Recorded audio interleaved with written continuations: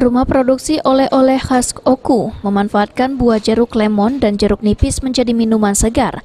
Sebelumnya, harga jeruk lemon dan jeruk nipis lokal sempat mengalami anjlok beberapa waktu lalu, di mana harga jeruk lemon yang melimpah di masyarakat namun hanya dihargai Rp700 per kilogram, akhirnya dikelola sendiri menjadi sari jeruk lemon dan bernilai ekonomi. Efriyanti, pengelola pusat oleh-oleh khas Oku, mengaku sebelumnya pihaknya prihatin dengan hasil jeruk lemon di salah satu kecamatan Oku yang melimpah namun harganya sangat murah.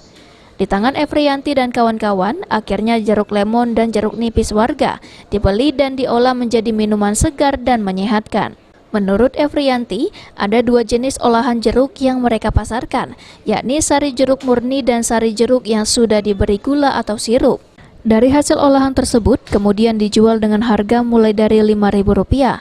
Menurutnya, ide awalnya berawal dari keprihatinan dirinya melihat petani jeruk yang mulai membiarkan hasil panen mereka karena harga jeruk anjlok hingga harga dihargai Rp700 per kilogramnya.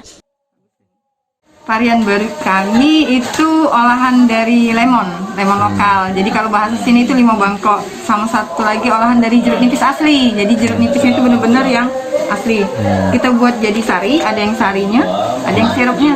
Jadi kalau sari ini murni, diperes, airnya murni. Kalau yang ini sudah kita ada tambahan gula, jadi bisa jadi sirup. Ini lebih tahan lama. Kalau ini sih lebih untuk kesehatan biasanya karena tanpa gula. Untuk diet ini bagus nih. Bahan bakunya kita ambil dari petani lokal.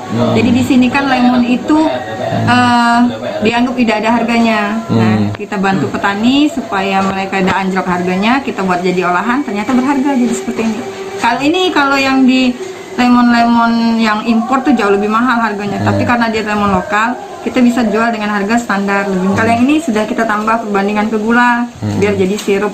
Jadi kalau yang pengen yang segar-segar minuman untuk Ramadan ini pas, vitamin C-nya tinggi. Menurut Efriyanti, sari lemon tersebut sudah mulai diproduksi beberapa bulan terakhir dan penjualan mereka meningkat selama bulan Ramadan.